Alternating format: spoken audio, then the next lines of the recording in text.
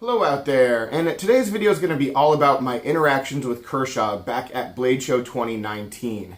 I had some conversations with the guys at the booth there, some really good ones. Some of the best times that I had at Blade Show this year were with the Kershaw guys, and I got a lot of insight and information about the way that Kershaw conducts their business and the things that are really making them money and the things that maybe aren't, and it gave me some context into why some of the releases that they have are maybe more designed for a certain group of people than for knife nuts and people in the knife community, all that sort of stuff. And so I wanted to sort of share that with you today. And the reason why this popped up in my head, I know I had said that I was going to make this video like right after Blade Show, and I never did. But the reason why this popped back in my head again today was that I just recently had a conversation with a buddy of mine on Instagram talking about the new ZT, and I can't remember the numbers for it, but the new ZT that just nobody in the community seems to like. At least everybody that I know, they're just not too thrilled with it, not too thrilled with what new ZT models have come out and maybe the direction of that like offshoot of the brand. And it just got me thinking back to this conversation. So again, just wanted to share it with you, and maybe a few of you will find this interesting. First off, though, let me say the people at Kershaw were fantastic. I had a great experience with them. One of my favorite moments of Blade Show altogether was when I got to meet the gentleman who designed the Decibel, the new knife for this year. This was an in-house design, so the designer, the guy he was working at the booth, just sort of, and again, don't remember his name. I think it was Ryan, but I'm not sure. But the point is, you know, he's a guy who designed a knife that I think is a really good one and isn't going to be getting much credit for it because it's an in-house design. So it was very cool to be able to find him and say, hey, I really like your knife. And you could tell just when I said that he hadn't heard that all that much just because of that situation. And so, yeah, that was a very great experience, and a lot of that with Kershaw, again, over the course of the weekend. But the gentleman I was talking with, he and I just started going back and forth, and I was asking him a lot of questions just about certain models and why things are a certain way, and it continued to go towards like a broader kind of macro view of the company, which for me was great because I love that inside kind of information, right? I love knowing what the mindset is when decisions are made, either in like specific production or just overall as a whole. And I got a lot of that. You know, I think it started with me talking about their new release knives for 2019 and just asking, is there a reason why all of them are on washers this year instead of the KVT bearings? Because if you remember like a year or so ago when the Fraction and the Atmos and the Method, when those came out, all of those are manual flippers on KVT ball bearings. Awesome step up for what they're doing in the budget game. But then this year it seemed like they took a step back with that because, you know, this one it's a smooth knife, but it's on like Teflon washers, and almost all of the other manual ones that were announced up to that point for 2019 were the same way. And the answer I got to that was it's just done on a case-by-case basis. And some knives it really works out for, that it works great with KVT. Sometimes it doesn't, and so that was the case with these knives, and it just happened to be that way, but they're in no way breaking away from KVT. If anything, as you've seen with like the Natrix series going from assisted opening to KVT, and with stuff like the bare knuckle, they're trying to incorporate that, but you know, it just doesn't work on every knife. And then from there, the next question I asked was, all right, so how is the decision made to go to an assisted opening knife versus manual? Because as knife guys, like for the most part, we want a good amount of manual knives, right? And this is where it got like super compelling, because the answer that I got was, it was something I was I wasn't expecting on the level that I got it.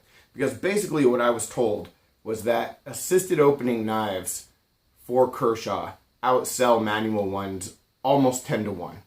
And I'm ballparking that figure. And I mean, I'm pretty sure he was probably ballparking that figure in the conversation I had as well. You know, it wasn't anything specific. I wasn't shown numbers and sales records on a piece of paper. Nothing like that. It was very casual, you know.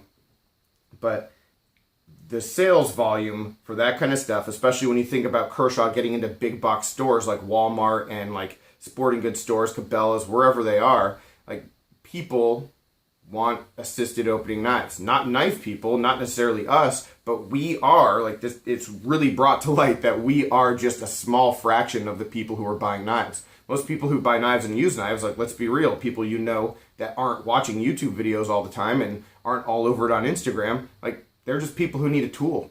And they pick up a knife, and most of those people, believe it or not, would prefer an assisted opening knife. And the guy from Kershaw, the great comparison he made, he likened it to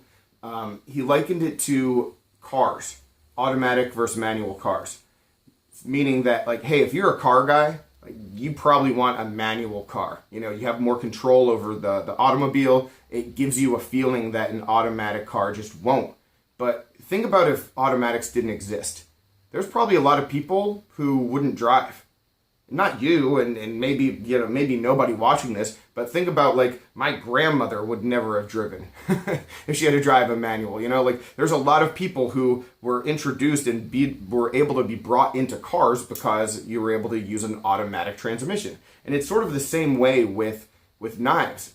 You know, this is, again, the explanation that I was given is that, hey, people want assisted opening knives because it makes it easier. It makes the lockup comes, like, there's no question about a lot of the action and the way the knife is supposed to operate. Also, it's got a cool factor. It's fun. You know, people like that action.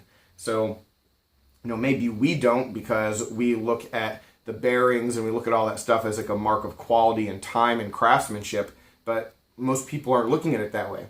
And so that just really, like, sunk in a way that it hadn't before, that just so many people are looking for assisted opening knives, and that's actually far more popular. So when Kershaw's making a business decision, like, that's what they're going to go for because they know that's what sells. You know, and as much as they'd like to cater to the people in the knife community, Kershaw, probably more than almost any other company, it's a big corporation. You know, it's not just a small little Spyderco or a small little Benchmade. And I mean, not that those are small companies, but I mean, Kershaw is a corporation, you know, part of an umbrella corporation, part of Kai, and, you know, there's a lot more going on, and there's more than just one person, like, making these decisions. It's, you know, corporate and probably a board of directors and all that kind of stuff. So, so there's a lot to it.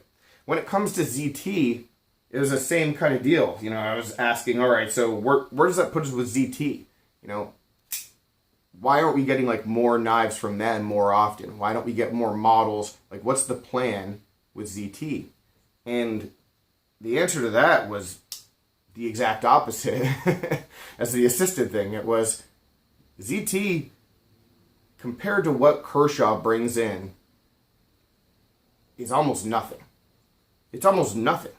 Like, and I'm paraphrasing this, but the quote, for the most part, that I got was that if ZT just went away tomorrow, the company wouldn't lose a step.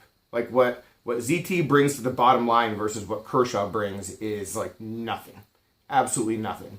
And so a lot of these things are, like, probably passion projects, and I might be speculating a little bit here, but, you know, a lot of these things might be passion projects. You know, it might only be one or two new releases. It might be designs that are already, like, in existence, or, like, sprint runs off of successful designs, because they don't need to put that much innovation into it.